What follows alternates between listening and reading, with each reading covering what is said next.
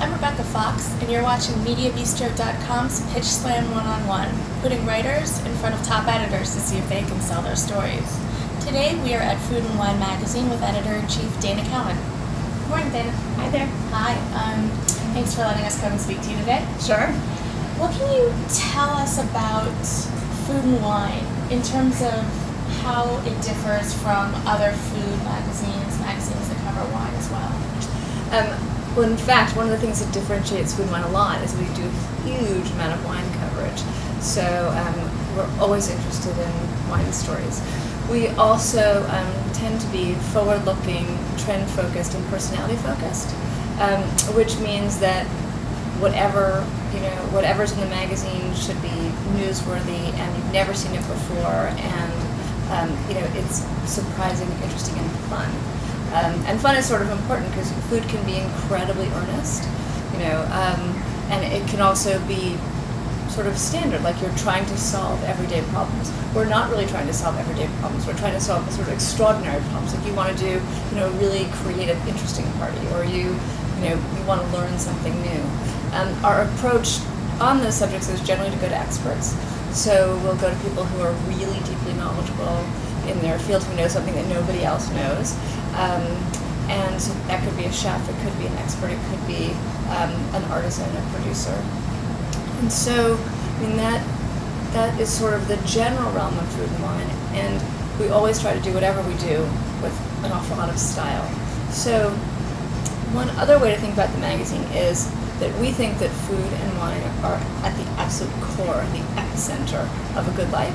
But, there has to be more than food and wine in your life. So, you've got food and wine, but then what else touches your life? Like you could be food and wine in opera, it could be food and wine in sports, it could be food and wine in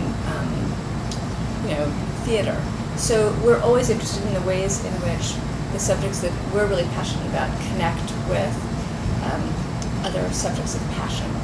And I think that is the way in which we decide if the story is good or not. Like, does it hit more than one note? Like, is it more than just food? Because we try to do stories in almost every case that are more than just food or wine.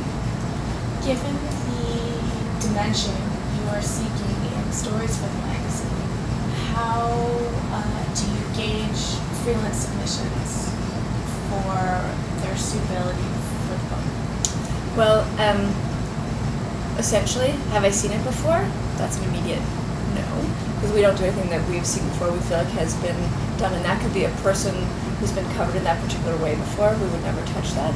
But it also could be, like we've seen 900 pieces on eggplant, and we certainly would do the 901st. And then, is the writer appropriate to the subject? Do they know more about the subject than anybody else we know? And then, where can that writer take us that we haven't been, that we don't know well? So that's not necessarily, that's the submission that works. When someone says, I lived in the Outer Banks, for 20 years, and I know every fisherman, and, okay, so perfect when I started. So, I know the fisherman, and it just turns out that fisherman is supplying Thomas Keller. But so Thomas Keller is going to come to the Outer Banks, and he's actually going to make fish stew with the fishermen. So you get a little bit of the Thomas Keller expertise. You get somebody who really knows something about, a region in America that we'd like to get to. And we would have never found that story. Like, I would have never known that the fisherman on the coast happened to be supplying Thomas Keller, and he has the most pristine fish, of all the waters in America. And it's a little bit of a joke, but it's something like that. We always say that, it's news plus personality, plus that little something that we haven't seen before equals a food and wine story, minus predictability. Makes sense. Are there certain areas of the book that are more open to freelancers than others? Well, historically, news and notes have been open to freelancers, but we're changing that format, so that won't be open to freelancers. Travel, sometimes they're freelancers. Style, entertaining, things.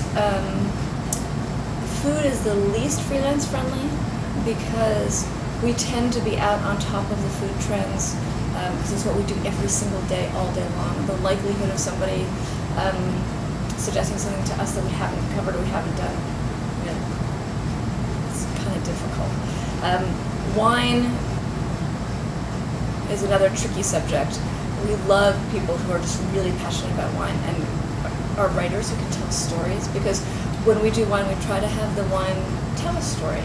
There's wine that's just tasting notes, which we do so that people know what to buy, and that's great, but we can do that here. This wine that we're looking for out of the house is, like, what personal wine experience do you have that is representative of everybody else in the country, as they're learning more about wine. So there's some openness to wine in the freelance line, but you'd have to really know an awful lot and have that passion. I understand. Well, thanks so much for telling us about food and wine. Shall we bring in our first picture? Sure.